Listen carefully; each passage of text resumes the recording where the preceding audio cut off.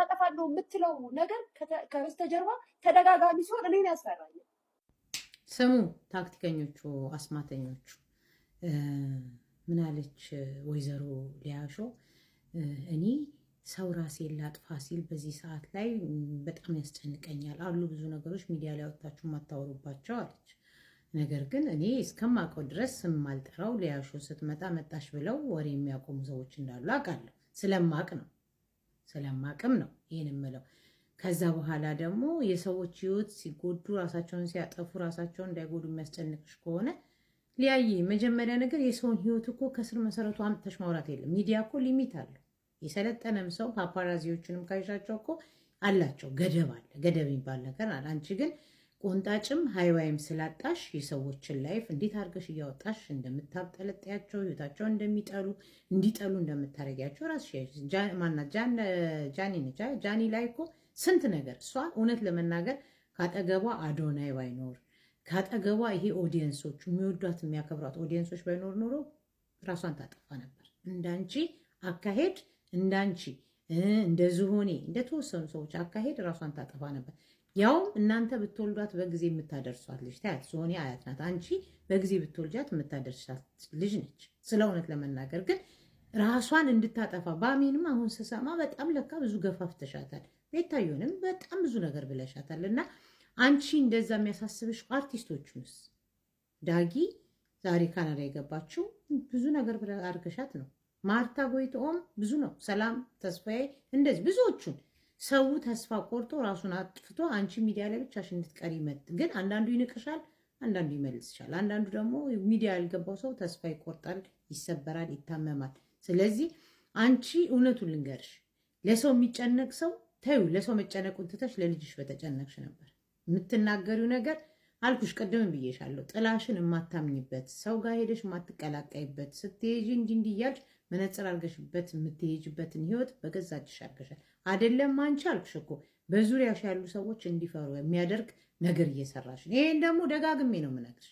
አሁን አንቺ የጃኒም ሆነ የባሚ ህይወት ማጥፋት የሚያሳስብሽ ከሆነ እውነት ለመናገር እንደው ሜንሽን ማድረግ ባልችል ነው ዋንትያን ስንቱን ነው ታንቃችሁ ሙቱ ብለሽ ራስሽ ባፍሽ የተናገርሽው አይደል እንዴ? አንድ ገመድ ነው አማራጭ ያለው ሲጥ ማድረግ ነው ራስሽ። ይኸውልሽ ላስታውስሽ ማለት ነው። እንደዛ ስትይ እውነት ሐሳቢ ከሆንሽ የምትናገሪውን ነገር ማወቅ መቻል አለብሽ። አለበለዛ ግን ሰው ሲለው ለምን አለው እኔ ስለው ትክክል ነው የምትይ ከሆነ እያመጣው በራስሽ ከራስሽ ንግግሩ የሚያንቺ መልሱ የሚያንቺ የሆኑ ቪዲዮዎችን አሰማሻለሁ። ስሚ በምታረሚያቸው ልጆች አንድ ቀን ታንቀሽ ነው ዛንቺ ጠባ ቤት ውስጥ ተደፍተሽ ትቀሪያለሽ። ያስ በእርስሽ ማስረጃለሁ። ስለአንቺ መጥፎ ነገር የምናገረው ነገር አንድ ቀን ጸጽተን አንድ ቀን ለምን አልኩ እያረቅስ አሁን ይመልሻለሁ። በዛች አራት ማራት በሆነችው ቤትሽ ውስጥ ድን ላይት በበዛች ቤት ውስጥ በውሻች ገበጥ ታንቀሽ ነው ቻለሽ ምድር ላይ ትታነቂያለሽ። በእንዳም ለመታረቅ ሳይሆን በምታሳድጊያቸው በምታረሚያቸው ልጆች አንድ ቀን ታንቀሽ ነው ጠባ ቤት አየሽ። እንግዲህ ቤታዮ አንድ ጊዜ እኔ ለቤታዮ አግዢ ምናምን አይደለም ግን ለሰዎች ምን ያህል እንዲታነቁ ራሳቸው እንዲጠፉ ምን እንዲያደርጉ ብለሽ በዚህ ጋር ሰፖርት ታደርጊያቸዋለሽ፣ ራሳቸው እንዲያጠፉ ቡሊ ታደርጊያቸዋለሽ። በዚህ ጋር ደግሞ መተሽ አሁን የምትይው አይምታታብሽም።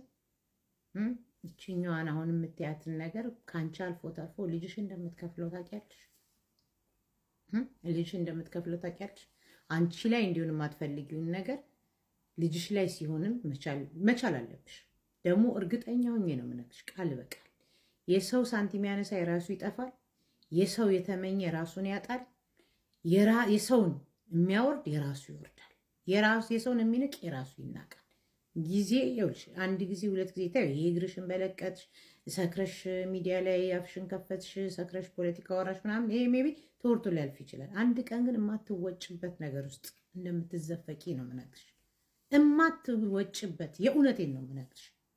ገባሽ? የሰውን ጥሩ አሁን ሰው መጥቶ ቢሆን ይሄኔ እንዴት እንደዚህ ያጀ አንቺ ግን አይሻለሽ? ስንት ሰው እንደዚህ አድርገሽ እንደውም ቤታዩ ጠንካራ ሆና ነው እንጂ ዝም ብላ ሴት ብትሆን ኖሮ እውነት ለመናገር ያ የነበረችበት ገመድ ምናምን አድርጋ የነበረችበት ሰዓት ሌላ ነገር ውስጥ ይከታት ነበር። እንደዚህ አይነት ነገር ያሳለፈ ሰው እኛ ሀገር ሆኖ ነው እንጂ እኛ ሆነን ነው እንጂ እውነት ለመናገር ውጭ ሀገር ቢሆን ኖሮ በትክክለኛ ቴራፒ ተጀምሮለት እንደዚህ አይነት ነገር እንዳያስብ ይታገዛል፣ ይረዳል ምናምን። እኛ ሀገር ግን ጊዜና ወቅት ጠብቀው በዛ ቃል ሊመቷችሁ ሊሰብሯችሁ እንደገና ወደዛ እንድትገቡ ያደርጋሉ። እና ባምቢንም ልክ እንደዚህ ከሚዲያ መጥፋት አለብሽ ብለሻት ነበር። አሁን ደግሞ መካሪያ ሆኖች መጣሽ። አንቺ ትሰብራቸዋለሽ፣ አንቺ ታመጫቸዋለሽ። እና ሊያሾ መቼ ነው አንቺ ዋጋ የምትከፊው?